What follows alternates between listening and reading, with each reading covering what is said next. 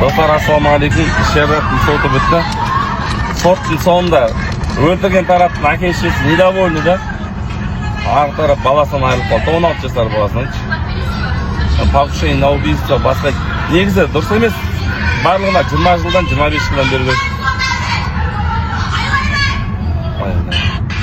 Mana yerda вообще quvib o'tir. Qarjavoyni o'z so'ttalsin deydi. Endi qiziq ekan ular. Qarjavoy o'z balasidan ayrilib shu so'ttalama, anavi pichoqlarni o'ldirdi. Negizi minimal srok oldi barlig'i. Справедливо bo'ladi deb barlig'idan 23 yildan polni barlig'ina bersa.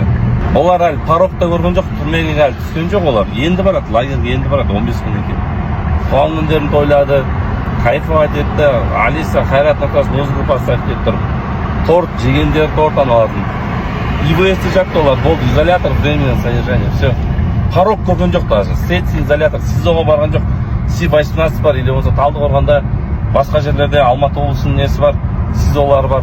Hech qanday SIZOga borgan yo'q ular следствие. И просто ИВС'те kādimgi обычный детсад soda bo'ldi. Endi lagerga boradi ular. Әңгіме енді басталады жаңағы. Спрос басқа деген сияқты. Қалай власть етеді? Енді дәл осы іс бойынша сұрайды, по-любому сұрайды. Сен келесің жаңағы, абзал болсын, басқа хулиганкамен түскендер болсын. Не істедің сен? Дейсің қандай сен? Яғни не үшін шешесі шырылдап отыр ғой? Не үшін сен оны теуіп жатсың? Не үшін ұрып жатсың сен оны? Прикладпен неғып ұрып жатсың? Өлдім деп тұр ғой, шешесі тұр ғой. Көшеде даже қызбен жүрсең де тиісу западло деген бар еді ғой понятиеде. Мысалы, не то, что шешесінің қасында деген секілді. Не үшін пышақтап жатсың сен деген секілді. Сұрақтарды қояды да қазақтың жігіттері. Енді бұлардың дәл действиелерін айтам, шакалский движение ғой, мразьский поступок. Олардың іс-әрекеттері реально шакалдың іс-әрекеттері. Адами еркектік қасиетке жатпайды олардың. 9 жылдан, 7 жылдан алды. Детский сроктарда уже деш. Реально, не sé, 15 жылдан как минимум барлығына беру керек, 99 негізін өлу керек. От сол кезде көретін, от справедливо болатын еді сол кезде. И басқаларына да урок болатын еді, бля, шакал деткен мынандай болады деген секілді. Өлетін бала өлді просто. И туған туысқандары еще недовольны ана жерде. Ойбай, сен осынша бердің, мынанша бердің деп. Ана екі қыз бойынша недонесение сот жеке қаулы шығарды, ойламаңыздар олар. Безнаказанно қалды деп. Ол сотқа қандай обвинительный акт келді, судья соның шеңберінде ғана қарады болды.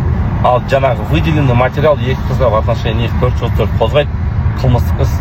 Возможно, олар тоже сотталады. Сотталса, әділ болады, дұрыс болады деп ойлаймыз. Сау саламат болыңыздар, пікірлеріңізді төменге жаза кетіңіздер. Бүгін міне Шерзат Болаттың қылмыстық ісі аяқталды, сот үкімін оқыды. Жәбірленуші тарап, мен ойымша, жалпы үкіммен келісіп отырмыз. Сотталушылар тарап, мысалға, сот отырысында енді шу шығарды. Енді жәбірленушілер өздері айтсын, риза ма біздің жұмысымызға? Осы 2 айдың ішінде керек бір жақындасып туыстай болып кеттік. Соттың шешімімен ризамыз, және Ерман ағаның ұжымына алғысымыз шексіз. Өзіне де ағамыз сияқты болып кетті. Бұл іске араласып жатқанда біз бұл кісілердің қауіпсіздігіне қорыққан болатынбыз. Бұл кісілерге бір қандай да біздің істі алған үшін кесіріміз тиіп кете ме, қандай да бір оқыс жағдай болып қала ма деген қауіптен ата-анам қорқыныш алып отқан болатын, бірақ бұл кісілердің ұжымына қорықпай соңына дейін барған үшін Алла разы болсын.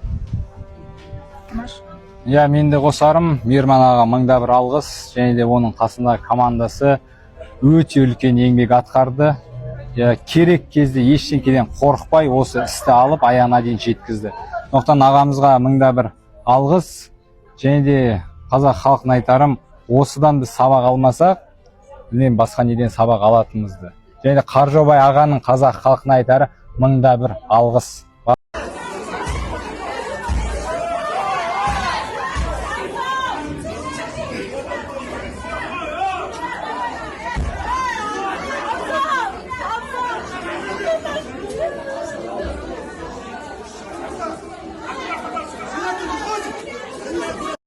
Бұл жерде Қаржаубай бастаған, төбелесті Қаржаубай ұйымдастырған бұны.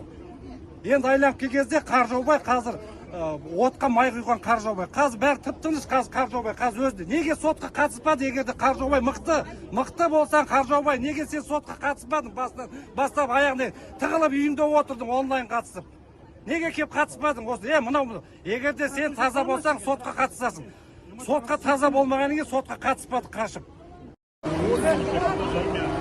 Ешқандай кінәсі жоқ.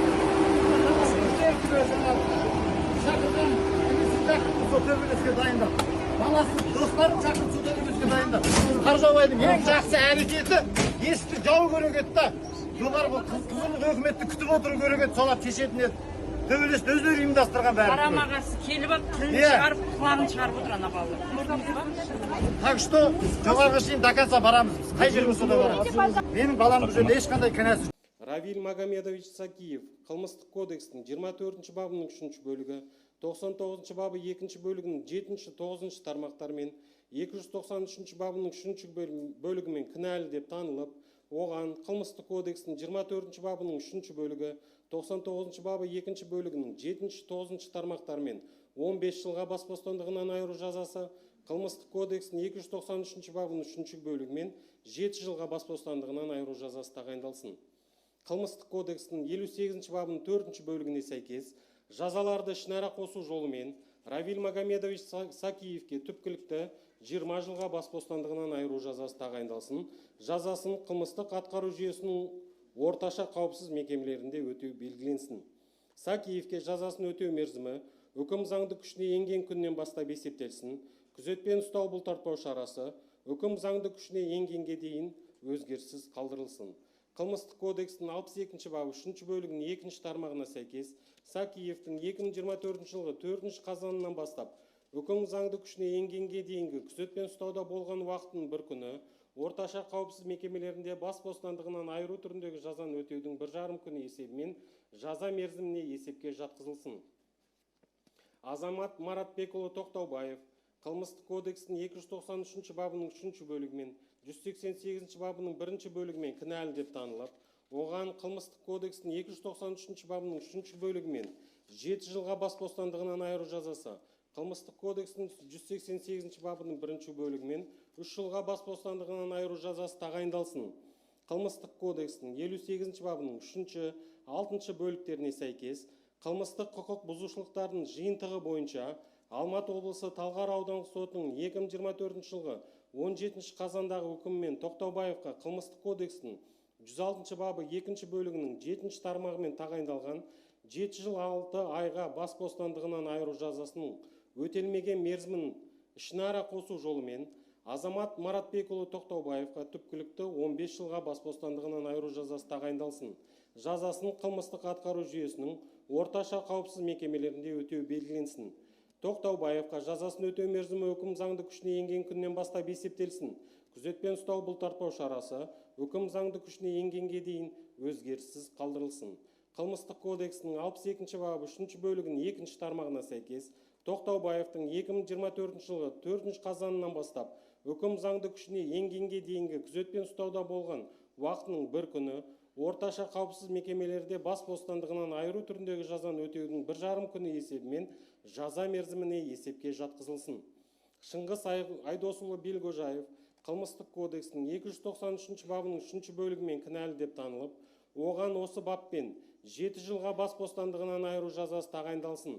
Жазасын қылмыстық атқару жүйесінің орташа қауіпсіз мекемелерінде өтеу белгіленсін. Белгожаевқа жазасын өтеу мерзімі үкім заңды күшіне енген күннен бастап есептелсін.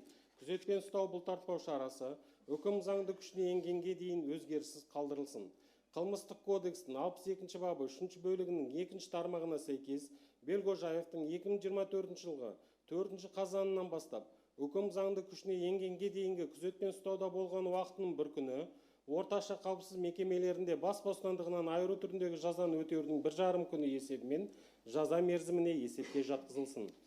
Дархан Баялханұлы Аскентай Қазақ қылмыстық кодекстің 293 бабының 3 бөлігімен кінәлі деп танылып, оған осы баппен 7 жылға бас бостандығынан айыру жазасы тағайындалсын.